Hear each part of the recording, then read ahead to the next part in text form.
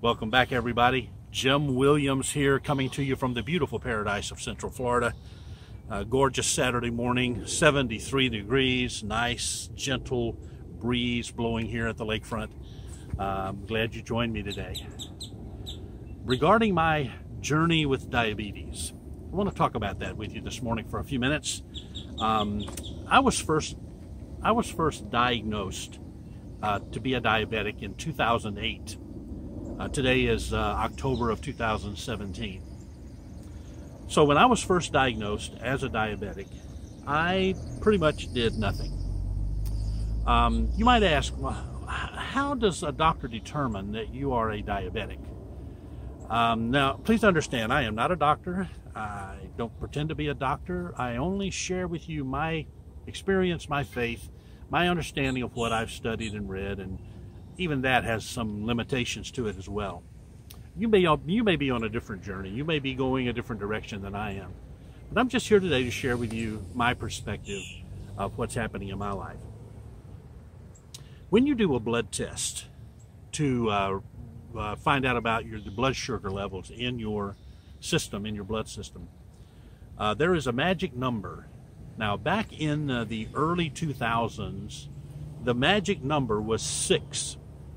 It's called an A1C level, an A1C number, an A1C designation.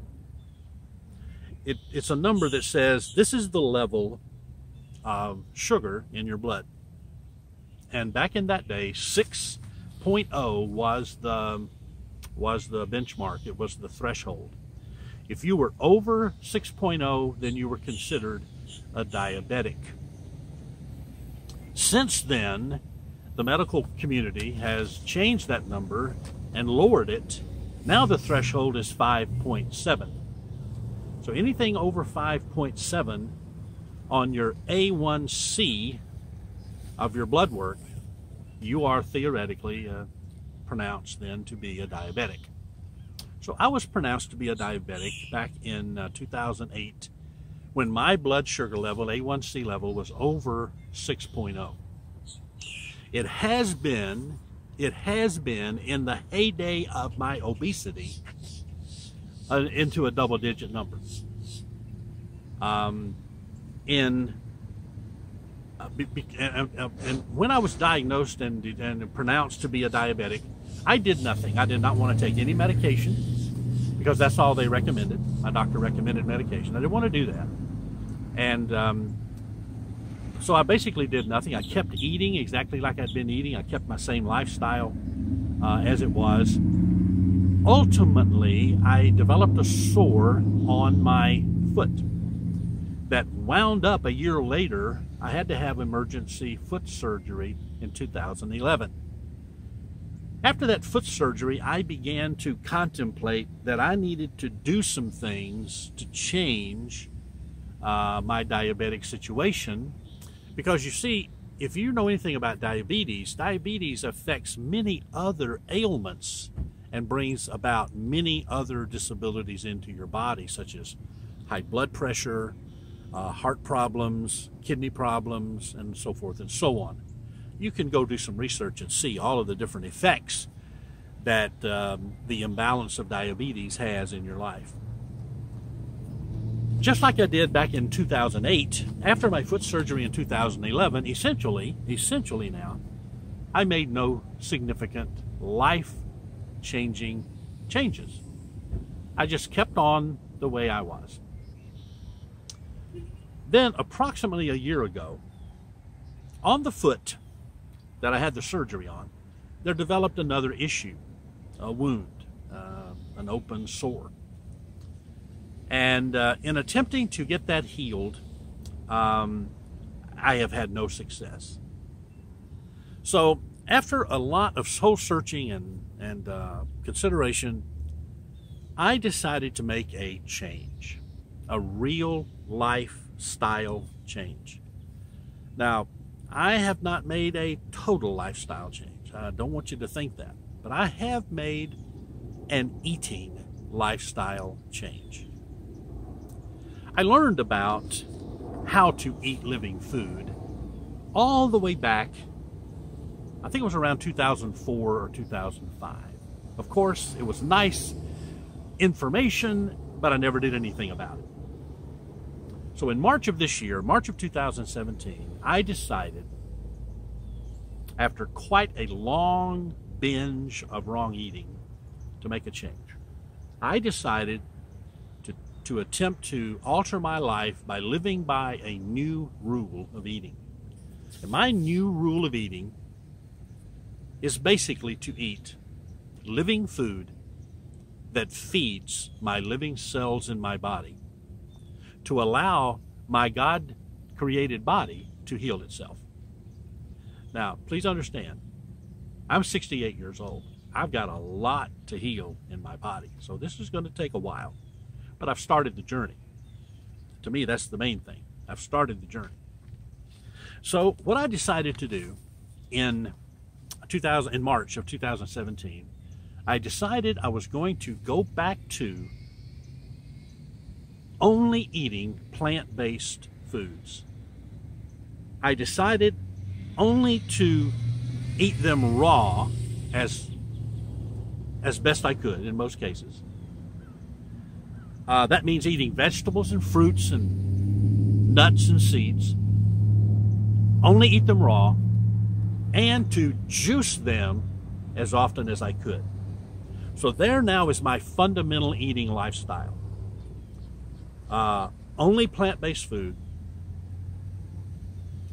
vegetables, fruits, nuts, seeds. Only raw, and as often as I can, to juice those things, to ingest them by liquid form as best I can, as more often as I can, and then only to eat raw food. Now, that doesn't sound exciting to you. I know, because you, like me, were addicted to the taste of unhealthy food, non-living food, food that's not going to feed the cells of your body, and food that is, in many cases, going to harm your body. I don't know, maybe in every case is going to harm your body. So with that fundamental change, let me tell you what has happened so far.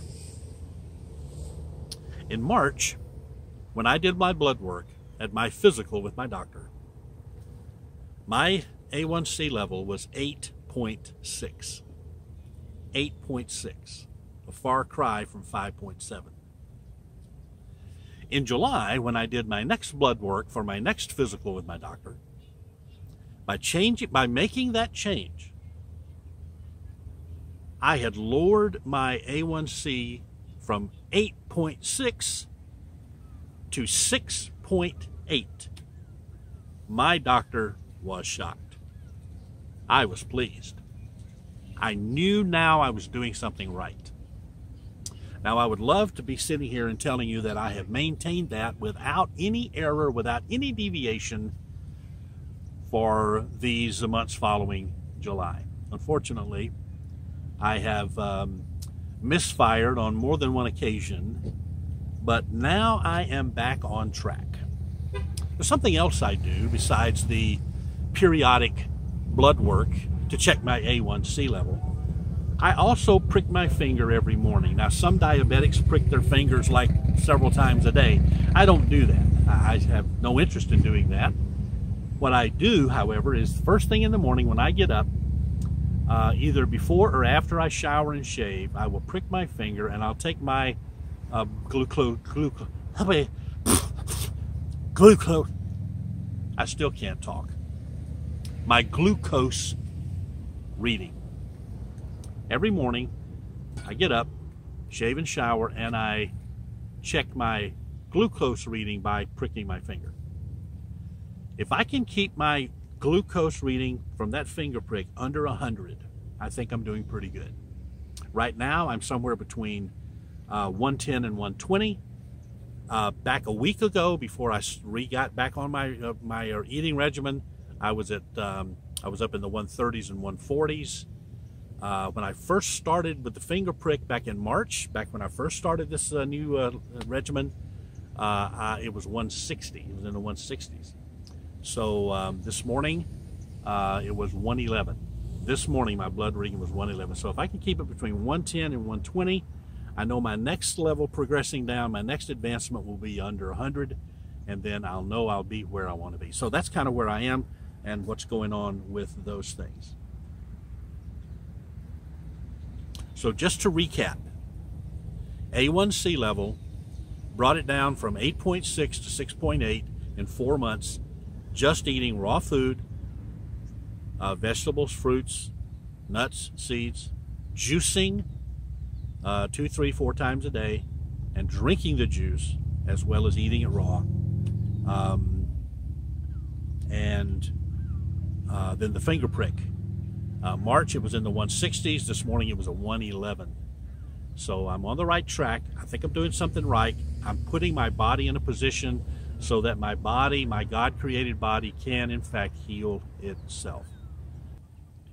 In videos to come, I'm going to document more of my results and what I'm doing and why I'm doing it and what life-giving benefits are contained in living foods. Not judging anybody. You may have a totally different eating lifestyle. I'm just saying this by way of encouragement to help you. I know there are a lot of sick people and they don't understand why they're sick. I think I have a feeling why people are sick because of what they eat. They eat a lot of wrong stuff and they eat a lot of it. And then there's all kinds of other things in our world, our lifestyle, our atmosphere, and so forth, that contributes to a lot of illnesses. So we have to give our bodies a fighting chance. That's kind of my concept. Now, to close this video, let me just say that these are just my thoughts. I'm no expert on this. I'm an old man starting way late in my old age trying to get this right. Some of you have written to me comments that you have done this already. I mean, that's great. Your testimonies are fantastic. Keep those testimonies coming in when you put your comments down below. What I'm just saying is, I want to be an encouragement to you. If you're looking for a way to get healthier, this is something you need to consider. I'll have definitely more stuff to share about this as we go along. Thanks for tuning in today. I'll see you in the next video. Wow. Great.